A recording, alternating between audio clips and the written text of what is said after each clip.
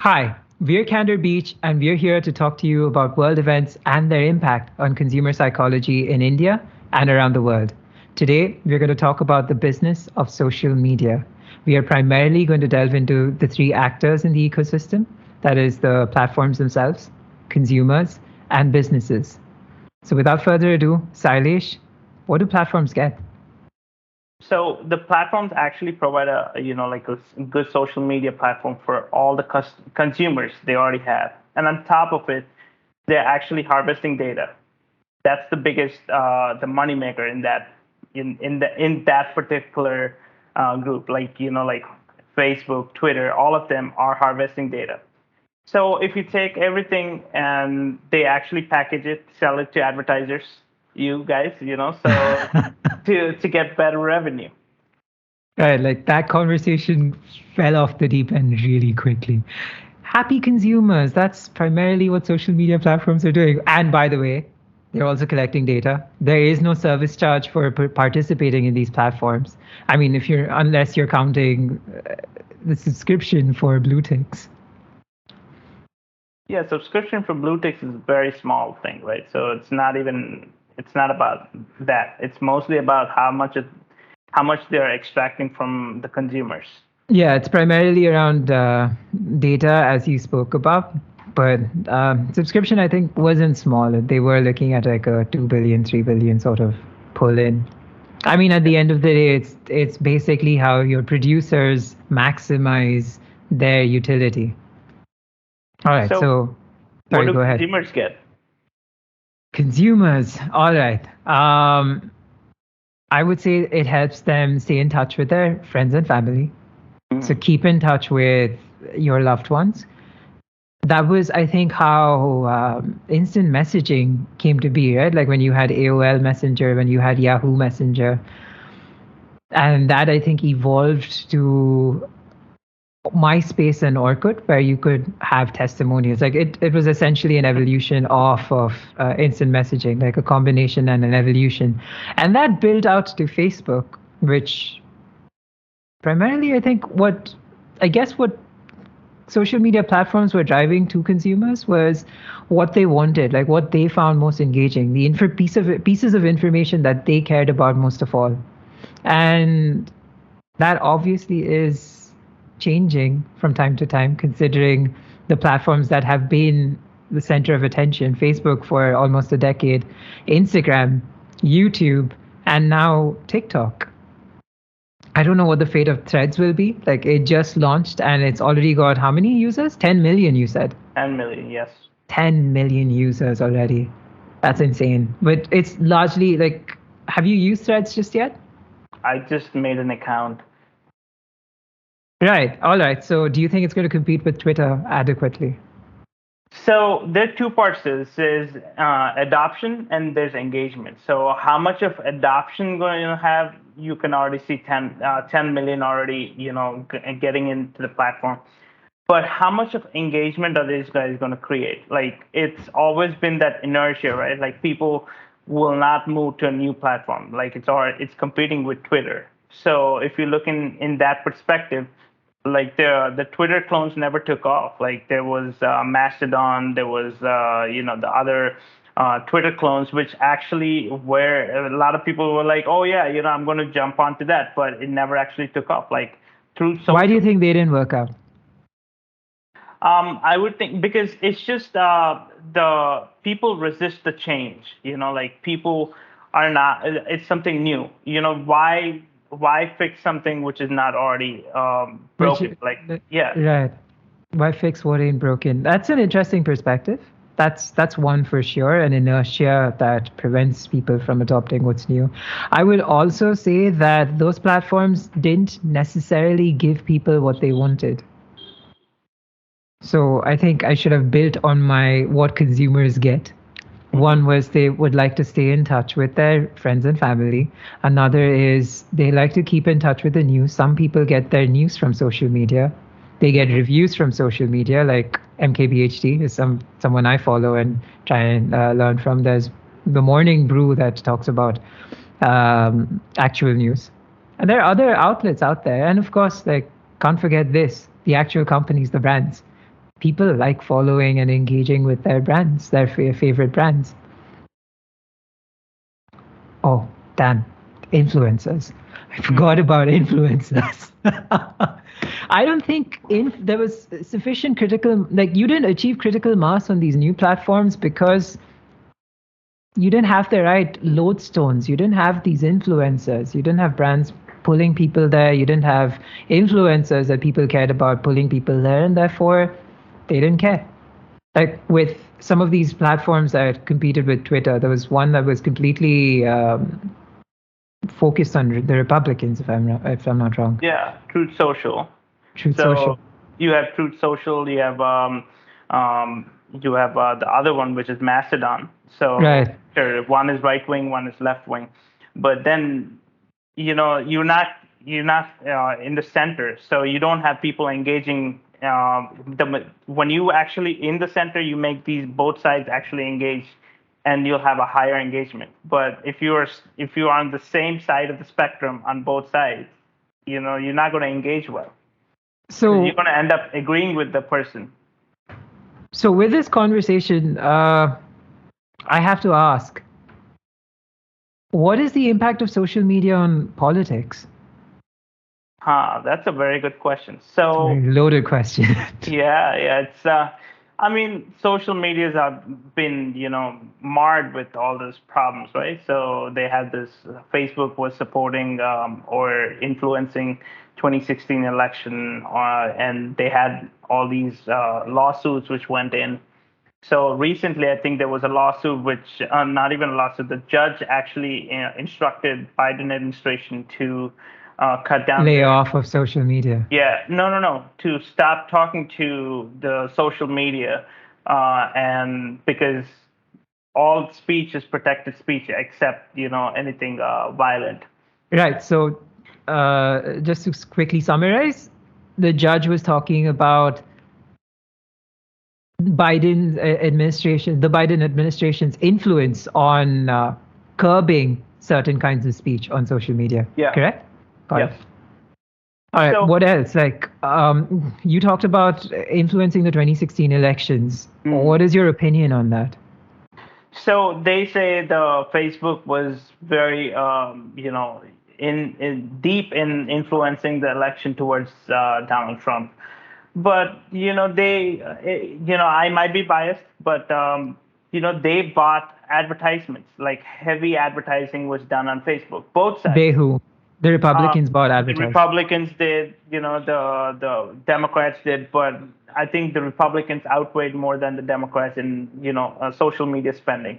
But wasn't that a fair thing? Was that influenced? Like, we're talking about social media influence. Was that influenced by the platform? Yeah. If you actually push more advertising of one side and influence one side to get more votes, of course that's election influencing, right? It is, but is that what happened? Yeah, there was even a scandal which happened, right? The Russian media company, which actually put a lot of money into the Facebook, and they actually influenced. There was a lawsuit on it. I forgot the name of the company. No, that's okay. I understand. So we don't have conclusive evidence, but we have a lot of conjecture with supporting facts around the fact that the election was influenced. Yeah. Circumstantial evidence. Circumstantial evidence. Interesting. All right. So politicians, elections, it helps significantly with their campaigning. That's one actor within the consumer domain. What's the second group? Influencers. I can't believe I forgot that again. What about influencers? What value do they get? So when I come to influencers, what makes me think is like all these new platforms. What is the USP they're bringing? Unique selling point. Like, what is Threads so different from Twitter, which is going to make it stand out? That's what makes me think. Like, yeah, influencers. It's new. It's shiny. Sure, but that's where like a USP is what's in. Like, why Truth Social or Mastodon didn't take off is because they have nothing new to offer. Other than like this, it's the same platform, for a same set of group of people who have a mindset on left wing or right wing. I would disagree slightly there. I would say that their positioning was different, and I will circle back to my original argument that it wasn't what engaged people, which that magnetism was not there because you didn't have your critical influences there. Okay, yeah, sure. You can agree with the influencer part. So, if you look at TikTok, so the TikTok actually brought a lot of influencers, right? That's why it picked up. And yeah, let's talk about that. Why did TikTok pick off? Like quickly, we had instant messaging that evolved to your text-based profiles that built up to the crescendo that was Facebook. And then you had YouTube, which was long format videos, very specific, long format. Then Instagram, which was visually engaging and like quick, right? Like you're engaging with just pictures primarily. Pictures. And then you had TikTok. What was TikTok? TikTok is the 15 to 30 seconds small clips. Yeah, short form videos. I mean, Generation Z don't have that much of do not say it. Attention span. Don't say it. To go for that long videos. So it's for them. I would say the collective, like there is evidence that says that there's the collective attention span of human beings has fallen over time. Yeah. And of course, there is a strong influence of social media. But can you, considering your healthcare background, delve into why? Like, what is happening? Like, quickly before you elaborate on the TikTok thing, what is happening with social media? It's the dopamine rush. So the little clips you get, you watch it, you're actually chasing that rush. You chasing the hormone. That's why TikTok actually took off. So it gives you a certain degree of satisfaction. It gives you a certain degree of happiness, right? Yes. And engaging with, interacting with posts just gives you that. So what happened with TikTok? Why did short form videos take off? Short form videos took off is because of multiple reasons. First, we already spoke about how the younger generation have a shorter time for, distraction. They get distracted fast. So that's one thing. So they're going to hate me, but that's the truth. Second is guys. Second is the hormonal rush. So every time you look at these little clips, you have that satisfaction and you move on and you keep on getting that you're activating your receptors. Dopamine thing over and over again, constantly getting hits. Exactly. And the third thing is the algorithm. So the algorithm's manipulated. So TikTok algorithm. Tell me about that. There was this huge conversation about how it's different in America versus China, the epicenter of this app. What happened? What's the difference? If you look at TikTok in China, it accentuates most of these videos, which are DIY, self-help videos for kids, and they have a 40-minute timer. So they have an educational utility to it. Yeah. Right. Way more educational utility. But when it comes to TikTok in Western countries like America or Europe, where these places, it's mostly there's barely any educational, push in these videos, but mostly like these stupid stuff like Tide Pod challenge, which is basically very dangerous. It actually increase the reach of that Tide Pod challenge, and because it was doing well, right? Like because it was popular. So let's just so that we're clear, the platforms aren't pushing dangerous challenges. They're amplifying what is popular. Sure, but it has to be stopped, right? The amplification. There has to be a certain degree of censorship. Exactly. Is what you're saying. No, it's hurting yourself, right? Because it's self-hurt. Like you hurting yourself doing these Tide Pod challenges. So these platforms need to come in and slow down stuff like that, which is going to cause some kind of harm. Right. So essentially, monitoring needs to be very, very strict. Yeah. Yeah. So what we're seeing is in China, educational utility high. In, let's just say, the West, as a maybe a potentially incorrect generalization, but in the West, it's not so much, and you have more entertainment focused content. Yeah. Is that correct? That's correct. I was reading about how Instagram's algorithm, much like YouTube's algorithm, is now more search focused. Like it depends upon what the consumer, what users type in into the search. Like it's more like if your content feeds a need, it is going to be provided to the people that are requesting this, primarily because the platform benefits and the person who has created the video or photo or whatever benefits as well. Like they get engagement, the platform gets engagement.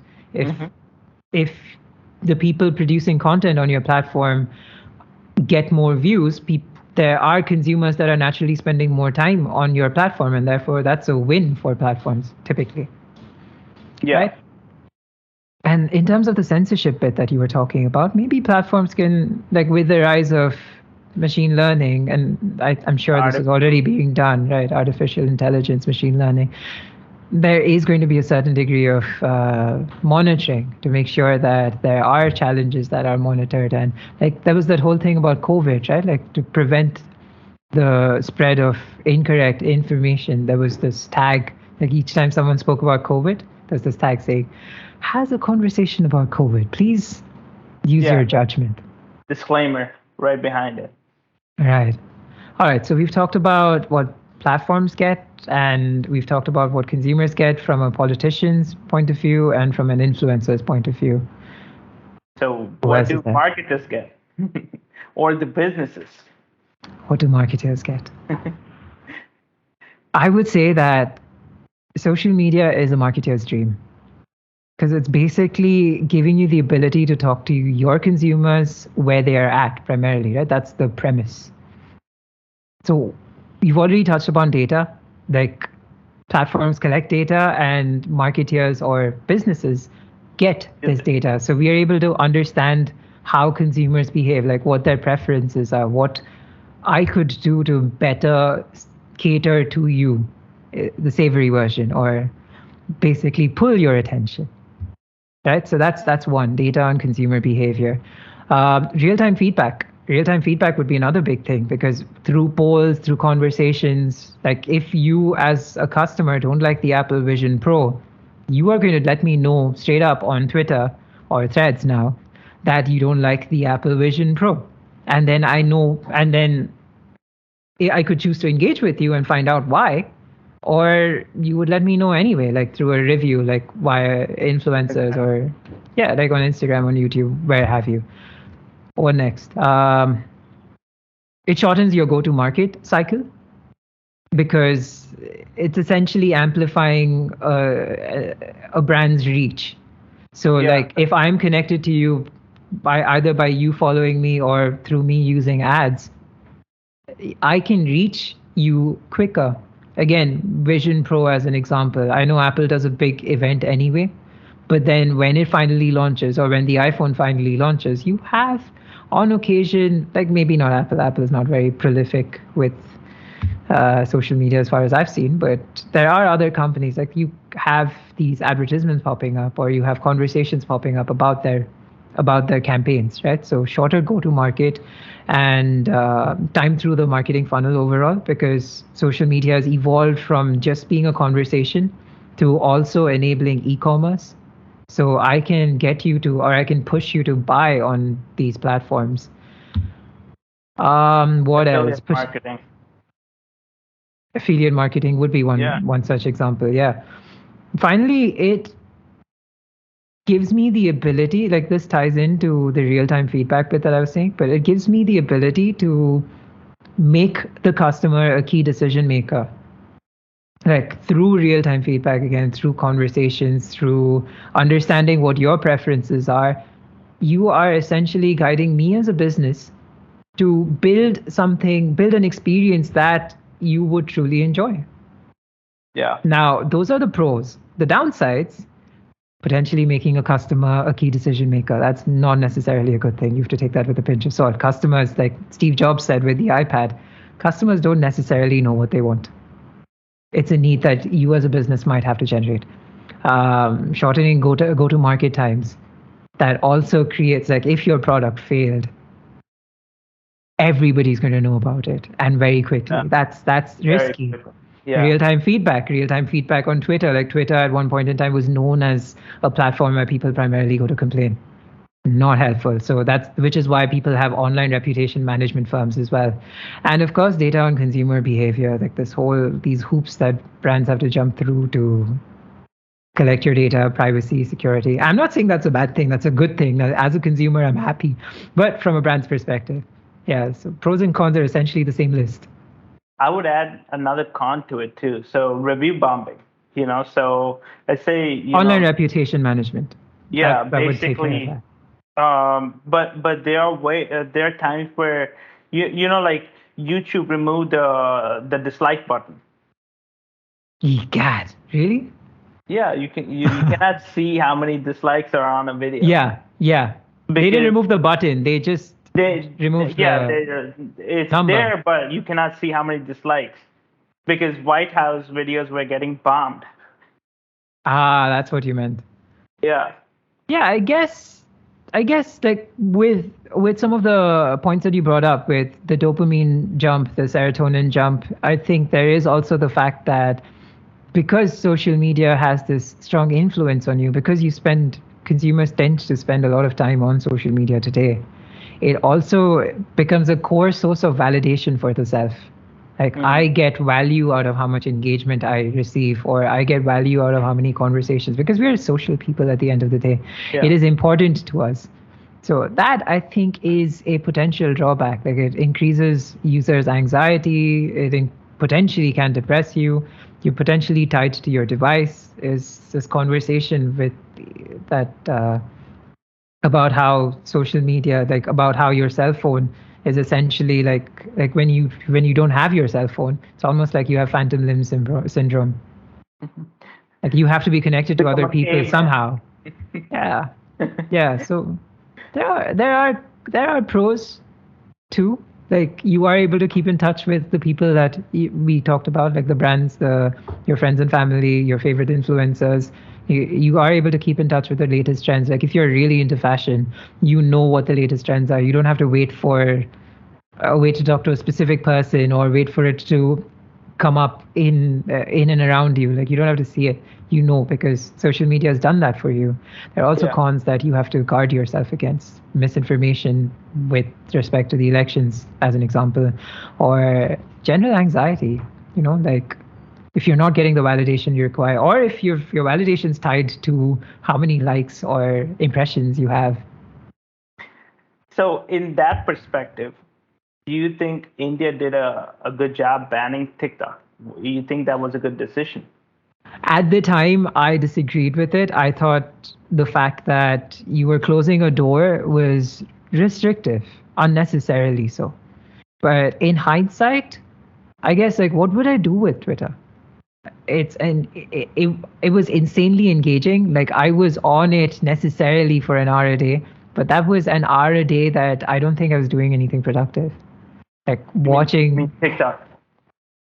Yeah, and I'm not saying that TikTok can't be used for productive things. I wasn't being productive on TikTok. I wasn't being productive on Instagram, which is why until today, I had deactivated my Instagram account. Like, today, I got back in because I wanted to try Threads out. I wanted to see what the fuss was about. I forgot you didn't have an Instagram account. I didn't have an Instagram account. Oh my God! Yeah, you actually activated it for Threads. Yeah, I did. I wanted to check that out. Yeah. So that's my opinion on the India banning thing. Like, in retrospect, great. At the time, like, I'm not going to say that. At the time, I thought it was bad. I mean, at the time, I thought it was good. I wasn't pleased. Even FTC was actually commending India for banning TikTok because they banned TikTok for all the congressional member phones. You cannot have TikTok on any device which is in the Capitol Hill because of spying reasons. Right. All right. So, final thoughts. Like, I'm going to ask you a question. You have to answer this as honestly and as you have to give me a reason for it as well. Yeah. If there was one thing you could change about social media, What would that be? I would say remove censorship completely, but only limit it to it if it's illegal. Like remove it to a level where only illegal acts cannot be or have to be taken down. Everything else, let it be on it. Free speech. Yeah, I feel like that's a sentence that's looking left and right at the same time because you are censoring, but not. And I get why you say that because obviously there is a certain degree of monitoring that is required, right? Like you talked about the Tide Pod challenge. If it were me, I would somehow want for social media to be providing positive utility, like beyond entertainment. I feel like, and this might just be my limited experience, but I feel like social media has been heavily focused on entertainment. There are strong components of education, like with people like MKBHD, who are reviewing tech, Cleo Abrams, who's also reviewing disruptive fields. You have people who are spreading positive educational information. Morning Brew. I'd like for that kind of content to maybe get to the forefront. I understand that algorithms aren't necessarily going to socialize things that people aren't pulling, but at the same time, like that would be my dream for social media. Basically, make Chinese TikTok algorithm worldview. Maybe, maybe. Anyway. Yep.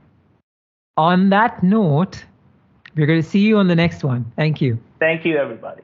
Goodbye.